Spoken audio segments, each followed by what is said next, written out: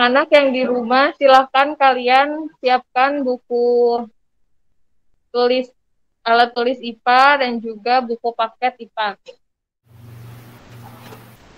Bahas di 2 pekan sebelumnya, yang dimana muatan listrik itu ada yang namanya muatan positif dan juga muatan negatif. Ini belum masuk ke materi yang hari ini, masih mengulang di pertemuan 2 minggu yang lalu. Nah, muatan listrik ini kita ada yang muatan positif dan juga ada yang muatannya negatif. Untuk muatan, nah di sini ada dalam muatan itu sebelumnya kita membahas juga tentang struktur atom. Di mana atom ini ada yang namanya proton dan juga elektron dan neutron. Kalau misalkan proton ini ada di inti atom, proton dan juga neutron ada di inti atom. Kita percepat. Nah, di sini pada muatan listrik itu ada muatan positif dan juga ada muatan negatif. Kapan dibilang muatan itu dia positif dan kapan dikatakan muatan itu negatif? Ketika tadinya semua benda di dunia ini atau di bumi ini benda itu bersifat netral. Jadi dia mau spidol atau kalau di pertemuan sebelumnya kan kita menggosokkan penggaris dengan kertas-kertas kecil. Nah, dua-duanya itu tadinya netral. Ketika benda itu melepaskan elektron, jadi dia menghilangkan elektronnya atau memberi elektron, maka benda itu muatannya positif. Karena tadinya dia netral. Nah, ini tadinya dia netral, ini ada positif, negatif. Jadi kalau misalkan benda itu netral, dia ada positif, ada negatif, positif, negatif. Tetapi ketika benda yang netral ini melepaskan elektronnya atau menghilangkan elektronnya, maka yang terjadi adanya kelebihan jumlah positif proton. Jadi positif itu yang protonnya. Nah, maka dia akan bernilai atau bermuatan positif. Tetapi ketika benda ini yang tadinya netral, dia menerima atau mentransfer, maka dia akan bermuatan negatif. Jadi kalau benda itu dia melepaskan elektron, maka akan kelebihan jumlah positifnya. Jadi dia muatannya positif. Tapi kalau misalkan bendanya menerima elektron, maka dia kelebihan jumlah elektron, maka akan bernilai negatif. Nah, Mas, coba kita lihat di sini, ingat simulasi yang balon dengan kain wol. Coba buka nggak ya simulasinya?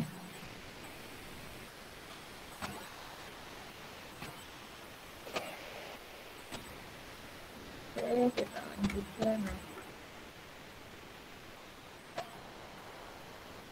Pada penerapan listrik statis juga ada pada proses terjadinya petir. Nah, di mana sudah kita bahas bahwa ketika ada perbedaan muatan antara di awan dan juga di bumi,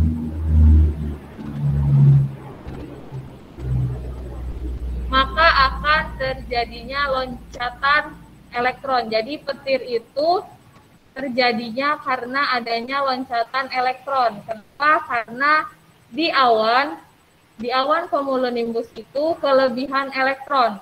Nah, sedangkan di bumi, di daratan, di kita itu bersifat netral. Jadi awan itu dia tadinya negatif, maka menarik positif dari bumi. Jadi sehingga elektron yang ada di awan itu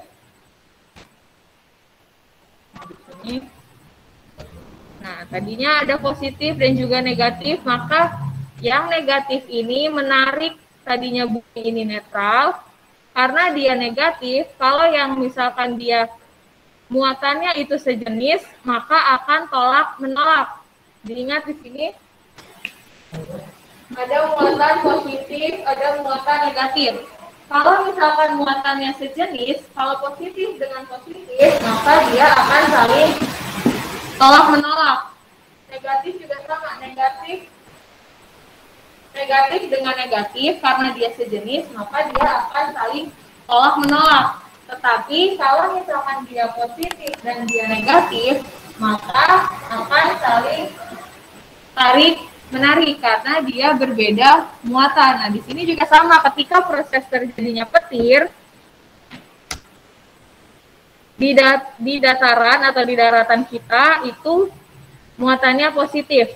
Nah, di awan muatannya negatif. Menurut kalian ini muatannya sejenis atau berbeda jenis? Berbeda jenis, pintar. Nah, ketika dia berbeda jenis, maka elektronnya itu akan loncat sehingga muncullah yang kita sebut dengan petir. Jadi petir itu adalah loncatan elektron dari awan menuju ke daratan. Petir adalah loncatan elektron dari awan ke bumi. Nah, selanjutnya kita akan membahas bahasan yang kedua pada listrik statis, yaitu tentang hukum Coulomb. Kita review lagi, sebentar sambil nunggu. Nah, kalau kalian mau melihat simulasi dengan digital, kalian bisa lihat di website PET Simulation. Jadi di PET Simulation ini kalian akan melihat praktikum-praktikum secara online. Misalkan kita di sini menggunakan praktikum balon dan listrik statis. Kalian bisa akses di handphone ataupun di laptop. Kalian ketik saja PET Simulation. Di sana nanti akan muncul beberapa materi. Ada matematika, ada kimia, ada fisika, ada geografi. Nah, di sini karena kita akan membahas mengenai materi listrik statis.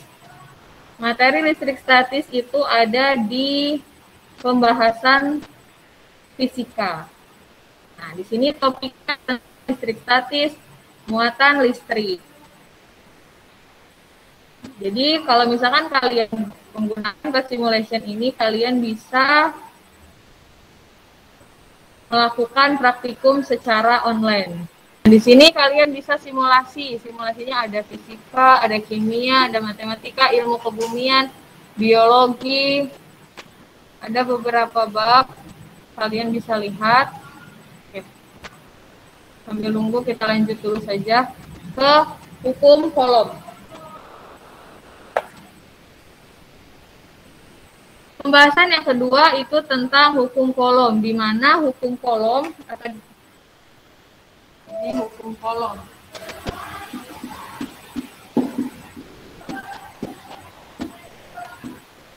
Hukum Coulomb ini sama kaitannya dengan di muatan listrik. Dia ada yang namanya muatan positif dan juga muatan negatif. Kalau misalkan di listrik statis itu kita akan selalu menjumpai yang namanya muatan listrik. Entah itu muatan positif atau muatan negatif.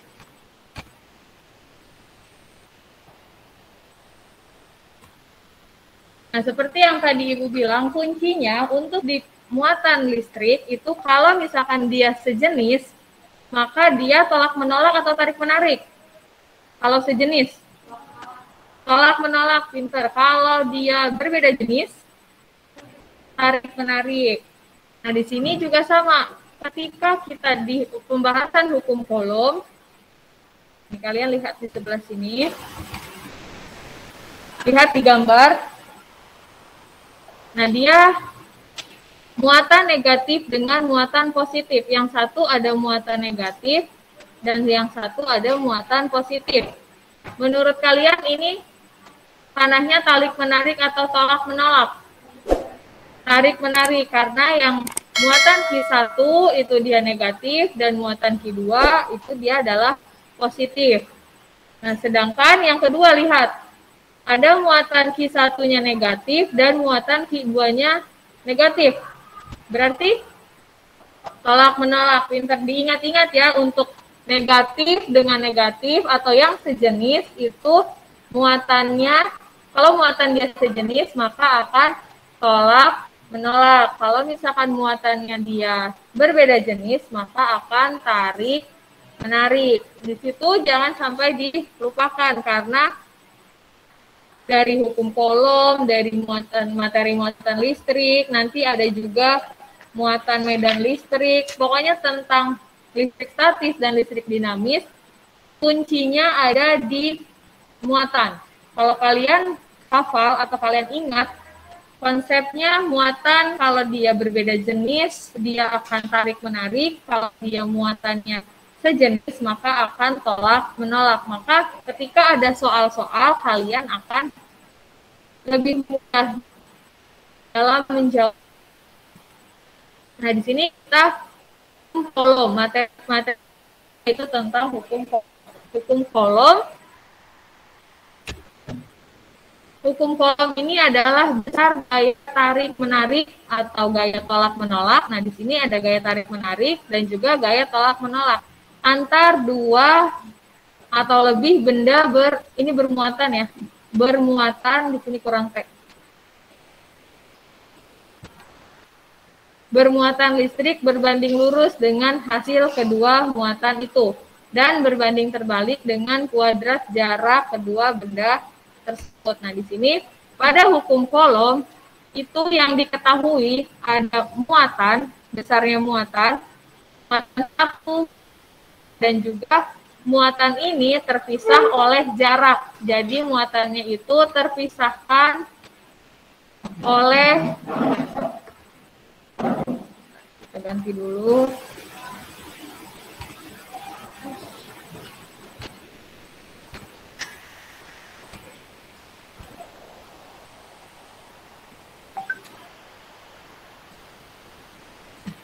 Di sini dua buah muatan dia yang terpisahkan oleh jarak. Jadi untuk hukum Coulomb yang diketahui nantinya di soal itu ada muatan atau kita simbolkan dengan huruf Q.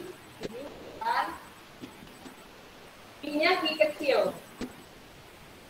Lalu ada R itu adalah jarak. Di sini. Lalu yang akan diketahuinya adalah F atau gaya Coulomb. Jadi nah, hukum Coulomb itu kita CS dulu, cerita singkat. Untuk hukum Coulomb, dia pertama kali ditemukan oleh ahli fisika yang berasal dari Prancis. Kenapa dinamakan hukum Coulomb? Karena yang menemukannya adalah Charles Coulomb. Jadi sebagai penghormatan kepada beliau, Charles Coulomb, maka hasil penemuannya itu dikatakan atau dinamakan dengan hukum Coulomb. Nah, kalau misalkan Abi tiba-tiba suatu hari nanti menemukan suatu hukum, nah itu bisa nanti namanya hukum Abi. Abi nanti menemukan apa, Abi? Huh? Nah, ini Charles Coulomb ini menemukan bahwa melakukan penelitian mengenai gaya yang ditimbulkan oleh dua benda yang diberi muatan listrik dan dipisahkan oleh jarak tertentu. Nah, hukum Coulomb juga pada dasarnya menyatakan bahwa interaksi muatan listrik yang sejenis akan tolak-menolak, sedangkan muatan yang berlainan jenis maka dia akan tarik menarik. Nah, jadi hukum Coulomb itu pertama kali ditemukannya oleh Charles Coulomb. Nah, ini foto dari Charles Coulomb. Beliau ini ahli fisika dari Prancis. Nah, nama lengkapnya adalah Charles Augustin de Coulomb. Makanya hukum yang ditemukan oleh Charles Coulomb itu dinamakan hukum Coulomb karena yang menemukannya adalah Charles Coulomb. Mau dicatat? Boleh. Kita lihat di simulasi. Di sini ada simulasi, ada kain wol dan juga jaket yang berbahan kain wol dengan balon. Seperti yang di awal Ibu bilang bahwa semua benda yang ada di bumi ini adalah muatannya atau bersifat dia netral. Kalau dia netral, maka komposisi muatan positif dan juga muatan negatifnya itu adalah sama. Di sini kita lihat di jaket yang wol. Muatan positif, negatif, semua sama. Ada juga benda di sini yang kedua, balon. Kita menggunakan satu balon dulu. Balonnya juga dia bersifat netral, positif, negatif. Di sini ada tembok. Tembok juga sama, positif, negatif. Nah, ketika kita gosokkan dari balon yang tadinya dia netral, kita gosokkan ke benda jaket wol. Di sini ada yang berbeda tidak? Apa yang berbeda? Ada yang pindah atau ada yang melepas? Kita ulangi lagi. Nih. Tadinya dua benda ini bersifat netral, ada positif, ada negatif. Ketika kita gosokkan balon ke dalam kain wol, apa yang terjadi? Ada yang berpindah tidak? Ada, yang Bu. Berpindah yang mana? Negatif, Bu. Yang negatif dari mana? Dari kain kain wol. wol. Berarti kain wol ini melepas atau menerima elektron? Melepas. Nah, kalau misalkan dia melepas elektron, berarti sekarang tadinya jaket ini dia muatannya netral, bersifat netral. Ketika dia melepaskan elektron, berarti sekarang jadi apa? Jadi positif atau jadi negatif? Jadi positif, pinter. Nah, sekarang kita lihat. Jaket di sini sekarang muatannya positif. Nah, kalau balon sekarang kira-kira menurut kalian dia kelebihan elektron atau malah kelebihan proton? Proton itu positif, kalau elektron dia negatif. Elektron, Bu. Di sini lihat, yang banyak itu yang negatif atau yang positif? Negatif, Bu. Ya, yang di balon. Yang apa? Yang negatif. Yang negatif. Betul, pintar. Berarti kalau dia kelebihan negatif, balon muatannya apa? Muatan positif atau negatif? Balon. Negatif, benar. Sekarang di sini jaket positif muatannya. Kalau misalkan balon jadi negatif. Kira-kira jaket dan balon itu sekarang berbeda muatan atau sama-sama muatannya? Berbeda. Kalau dia berbeda muatannya, maka akan tolak menolak. Kalau berbeda muatan, tarik menarik, Bu. Tarik menarik. Coba kita lihat ya. Di sini Bu akan lepaskan balon. Kira-kira dia akan tolak menolak atau malah mendekat ke jaket. Nah, ternyata balon mendekati jaket. Artinya dia tarik menarik karena balon tadi dia negatif dan jaket dia positif. Mau Ibu jauhkan kemanapun, tuh dia akan mendekat karena adanya perbedaan muatan. Sekarang di sini kita menggunakan dua balon. Kita gosokkan juga. Nah, sekarang di sini ada balon yang bersifat negatif dengan balon yang negatif. Ketika disatukan atau didekatkan, kira-kira dia akan tarik menarik atau tolak menolak? Tolak menolak, Bu. Kenapa? Karena sama-sama negatif. Coba kita lihat, kita dekatkan balon yang hijau dengan balon yang kuning. Dia menjauh. Dia nggak mau dekat-dekat karena dia sesama muatannya. Sampai sini paham untuk muatan positif dan juga muatan negatif? Tolak menolak dan tarik menarik sudah paham? Baik. Kita lanjutkan lagi ke hukum kolom. Karena untuk muatan positif dan muatan negatif yang saling tolak menolak dan tarik menarik itu kita dibahas juga pada pembahasan hukum kolom. Di sini ada rumus dari hukum kolom. Rumus hukum kolom itu disimbolkan dengan F atau gaya.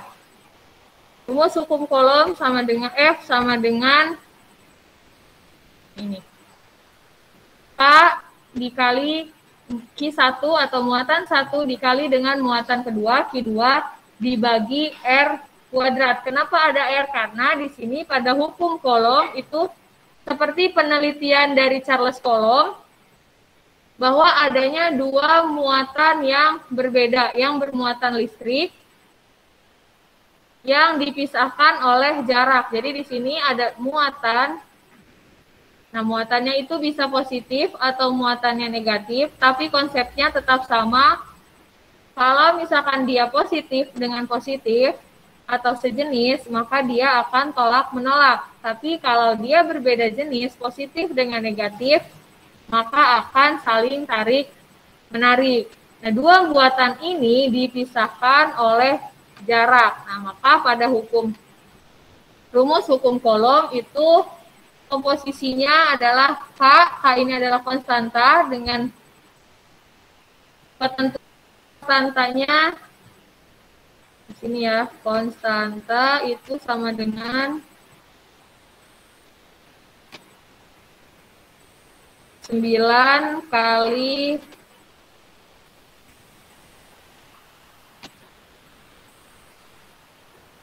10 pangkat 9. Nah, untuk nilai konstanta, nilai yang K, kalau misalkan di soal tidak diketahui, kalian harus diingat nilai konstanta pada hukum kolom itu adalah 9 kali 10 pangkat 9.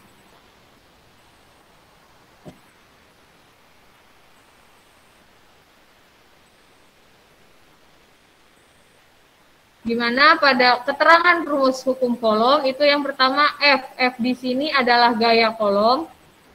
Dan K itu adalah konstanta dari gaya kolom dengan nilai 9 kali 10 pangkat 9. Jadi kalau misalkan di soal nilai K-nya tidak diketahui, kalian jangan bingung. Kalian langsung ingat bahwa konstanta dari hukum kolom itu adalah 9 kali 10 pangkat 9. Lalu di sini ada Q1. Q1 itu adalah muatan listrik pada benda satu. Lalu yang kedua ada Q2. Q2 ini adalah muatan listrik kedua dengan satuannya adalah kolom. Nah, sedangkan di sini ada R. R itu adalah jarak kedua muatan. Nah, untuk memudahkan kalian mengingat rumus hukum kolom, kalian bisa ingat dengan kalimat ini.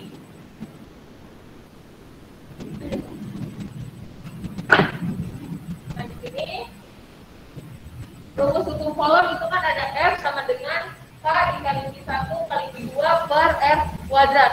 Agar kalian lebih mudah, kalian bisa gunakan kata-kata ini.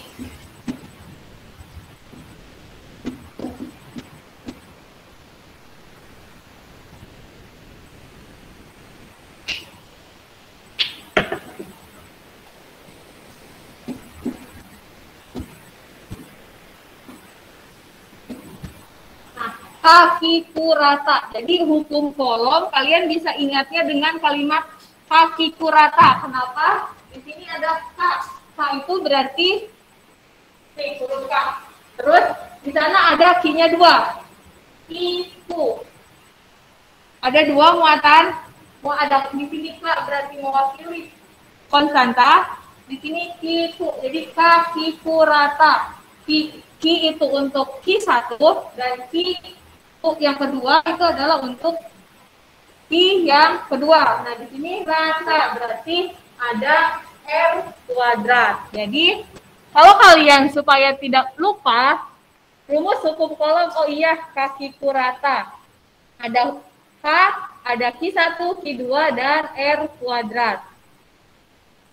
Di mana di sini karena itu adalah jarak yang satuannya meter. Coba. Untuk menghitung kolom paham? Coba kita lihat. Tutup bukunya. Bukunya ditutup. Bukunya ditutup. Tanya ke